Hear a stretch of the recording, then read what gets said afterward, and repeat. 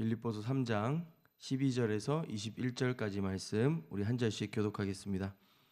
내가 이미 얻었다 함도 아니요 온전히 이루었다 함도 아니라 오직 내가 그리스도 예수께 잡힌 바 된 그것을 잡으려고 달려가노라. 형제들아, 나는 아직 내가 잡은 줄로 여기지 아니하고 오직 한 일, 즉 뒤에 있는 것은 잊어버리고 앞에 있는 것을 잡으려고 표대를 향하여 그리스도 예수 안에서 하나님이 위에서 부르신 부름의 상을 위하여 달려가노라. 그러므로 누구든지 우리 온전히 이룬 자들은 이렇게 생각할지니 만일 어떤 일에 너희가 달리 생각하면 하나님이 이것도 너희에게 나타내시리라. 오직 우리가 어디까지 이르렀든지 그대로 행할 것이라. 형제들아, 너희는 함께 나를 본받으라. 그리고 너희가 우리를 본받은 것처럼 그와 같이 행하는 자들을 눈여겨보라.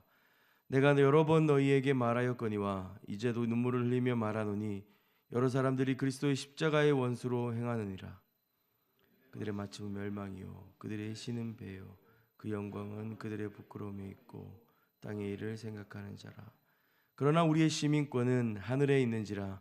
거기로부터 구원하는 자 곧 주 예수 그리스도를 기다리노니. 함께 읽겠습니다. 그는 만물을 자기에게 복종하게 하실 수 있는 자의 역사로 우리의 낮은 몸을 자기 영광의 몸의 형체와 같이 변하게 하시리라. 아멘. 예수님을 믿으면 이제 아무 근심이 없고 이 세상과는 상관없는 어떤 행복만이 가득할 거라고 생각하는 사람들이 있습니다. 아마 예수님 당시에도 그리고 바울 시대에도 그런 사람들이 있었던 것 같습니다. 사실 빌립보서에서 바울의 대적을 정의하는 것이 본문을 이해하는 데 도움이 되는데요. 1장에 투기와 분쟁으로 열심히 전도하던 사람들, 그런 사람들을 어떤 학자들은 기독교 승리주의자들이다. 그리고 바울이 당하는 고난과 에바브로디도가 바울을 도우면서 병에 걸렸던 사건들을 가지고 비난하고 교회를 흔들려고 했던 사람들도 있었다. 그 사람들이 아마 같은 무리의 승리주의자들이 아니었을까 얘기하는 사람들이 있습니다. 그리고 우리가 읽은 오늘 본문 3장 전반부에 보면 좀 명시적으로 갈라디아서에 등장하는 어떤 율법주의자들과 같은 모습, 어떤 그런 대적자들도 함께 있습니다. 바울에게 있어서 이 마게도냐 지역, 그러니까 빌립보 교회, 데살로니가 교회는 매우 특별한 교회였습니다. 서로 각별했고 바울이 사실 우리는 이미 바울을 위대한 사도로 또 기독교가 이미 승리한 것으로 본문을 들여다보기 때문에 바울의 시대에 바울의 열심과 수고로움 속에 또 교회들의 헌신과 사랑들을 쉽게 생각합니다. 그러나 바울의 말년 빌립보서는 아마 좀 늦은 나이에 쓴 걸로 알고 있는데 그쯤에는 디모데 말고는 근처에 있는 사람이 없었다라고 말할 정도로 바울은 외롭고 힘든 시기였습니다. 그런 때 어려운 환경 속에서도 바울을 돕기 위해서 빌립보 교회는 사람을 보내었고 그렇게 마음을 같이 한 관계였던 것이죠. 그도 그럴 것이 사실 빌립보에 처음 바울이 당도했을 때에는 그 도시에 회당이 없을 정도로 그 도시는 유대인들 혹은 외부 종교에 대해서 배타적인 동네였습니다. 거기에서 시작된 바울과 이 빌립보 교회의 전후에는 아마 특별했겠죠. 그런 바울이지만 로마 감옥에 갇혀서 노년을 보내고 있습니다. 먼저 말씀드린 대로 에바브로디도를 통해서 빌립보 교회는 바울의 감옥 생활을 좀 도우려고 했던 것 같습니다. 그러나 그 에바브로디도가 큰 병에 걸려서 모두의 근심이 되었습니다. 에바브로디도 자신에게도 그랬을 것이고 도우려고 온 그가 아픈 것을 보며 바울의 마음도 근심이 되었을 것이고, 그러나 에바브로디도와 바울의 더 큰 근심은 교회였습니다. 어떤 사람들은 바울을 돕다가 에바브로디도가 그렇게 된 걸 보니 하나님이 이를 기뻐하시지 않는 것인가 라고 하는 염려까지도 한 것이죠. 바울은 그 와중에 빌립보 교회를 걱정하고 근심하면서 에바브로디도를 빌립보 교회로 다시 돌려보냅니다. 빌립보서 2장 30절인데요. 그가 그리스도의 일을 위하여, 여기서 그는 에바브로디도입니다. 그리스도의 일을 위하여 죽기에 이르러도 자기 목숨을 돌보지 아니한 것은 나를 섬기는 너희의 일에 부족함을 채우려 함이니라. 에바브로디도를 빌립보로 다시 보내는 것은 바울에게 있어서는 교회를 위한 일이었습니다. 그런데 여기에 바울의 완숙한 신학의 정수 또한 담겨져 있습니다. 2장 전반부에 나오는 낮아지신 예수님, 하나님과 동등됨을 마땅히 취할 것으로 여기지 않으시고 자신의 모든 신성을 내려놓으시고 이 땅에 우리와 같이 되신 예수 그리스도, 그리고 십자가를 통해 모든 이름 위에 높여지신 예수 그리스도에 대한 신학 이야기가 나옵니다. 그 예수 그리스도의 십자가를 담아낸 사역과 삶이 에바브로디도였다라고 바울은 지금 2장 30절에서 말하면서 너희에게 그가 유익할 것이라고 말하는 것이죠. 이어 3장에 투기와 분쟁으로 바울을 괴롭게 하려던 대적들 말고 새로운 무리가 등장했는데 이제 율법주의자들입니다. 갈라디아서에 나오는 거짓 교사들과 비슷한 사람들인 것 같습니다. 그들에게 바울은 내가 알고자 하는 것은 이것들밖에 없다라고 하면서 세 가지를 소개합니다. 10절, 11절 말씀인데 그리스도와 부활의 권능과 주님의 고난에 참여하는 것이라고 말이죠. 멀리 수감되어서 다시 볼 수 있을지 알 수 없는 이 빌립보 교회는 지금 내외환으로 흔들리는 중입니다. 바울과의 친밀함과 신뢰가 적지 않지만 바울이 당한 고난으로 인해 두려움과 염려로, 그리고 내부적으로는 기독교 승리주의자들과 율법주의자들 때문에 복음으로 시작한 그 교회의 근간이 흔들리고 있는 중입니다. 바울이 에바브로디도를 통해 기독교 승리주의자들에게 복음을, 그 십자가를 삶으로 담아낸 삶을 사의 모습이 바로 이러하다라고 하는 것을 보여줬다면, 또한 오늘 본문의 말씀은 흔들리는 빌립보 교회를 향해 그 할례와 그 율법주의적 행태들을 통해 그들이 더 우월하고 더 나은 위치의 그리스도인이 될 수 있다고 가르치는 그들을 향하여서 복음을 의지하고 살아가는 삶의 자세가 무엇인지 다시 한번 힘주어 강력히 권면하고 있는 것입니다. 오늘 본문 12절인데요. 내가 이미 얻었다 함도 아니요 온전히 이루었다 함도 아니라 오직 내가 그리스도 예수께 잡힌 바 된 그것을 잡으려고 달려가노라. 형제들아, 나는 아직 내가 잡은 줄로 여기지 아니하고 오직 한 일, 즉 뒤에 있는 것은 잊어버리고 앞에 있는 것을 잡으려고 라고 합니다.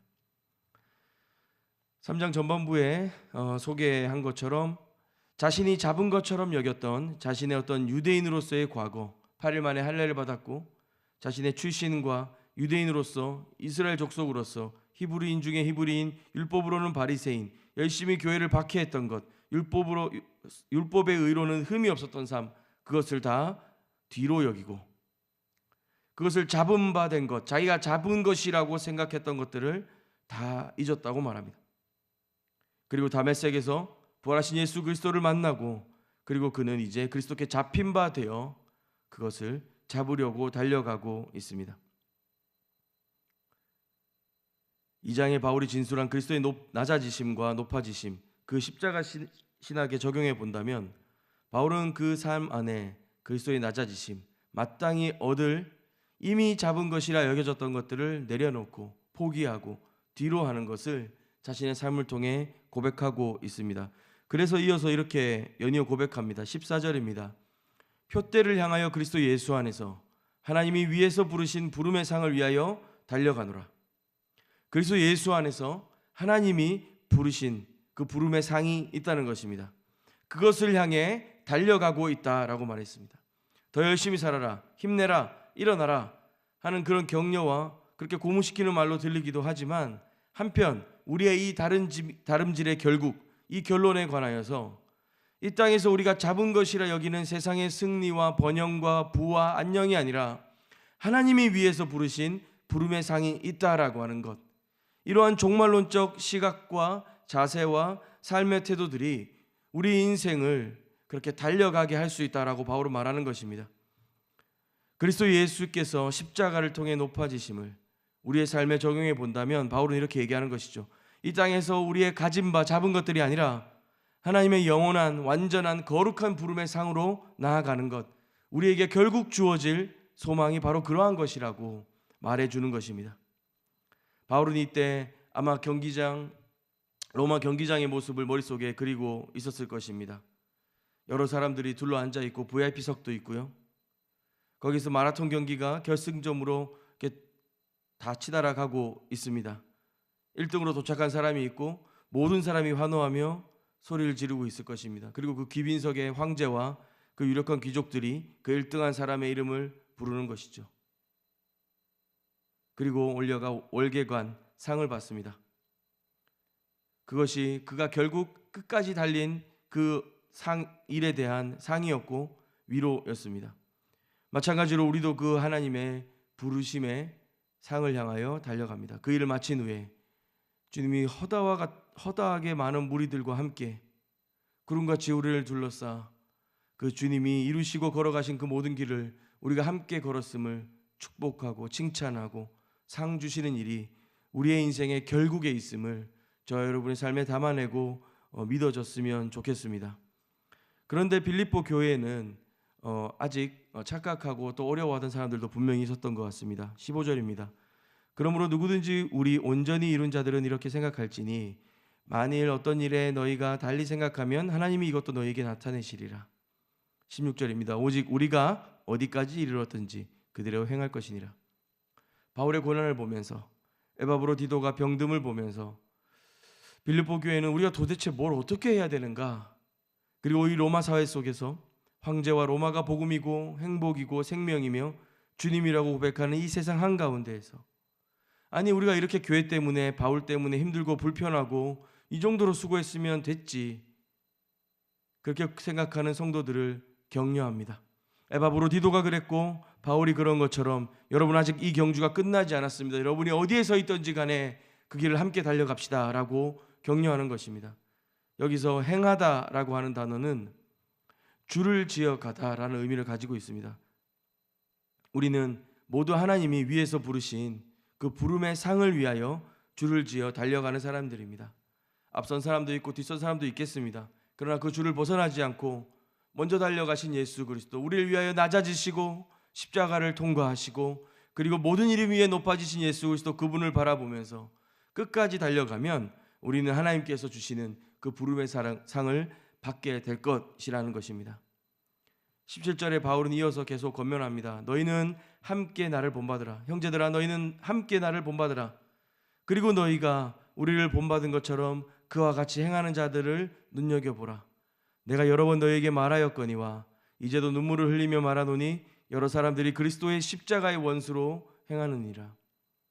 형제들아 굉장히 친밀하게 부르고 있습니다. 그러면서 말은 그리스도의 십자가의 원수로 행하고 있는 사람들이 있다라는 무시무시한 말로 맺고 있습니다.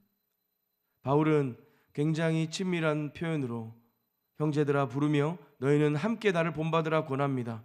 내가 그리스도를 본받는 것처럼, 에바브로디도가 그렇게 그리스도를 본받은 것처럼 너희도 나를, 그리스도를 본받으라 라고 하는 것이죠.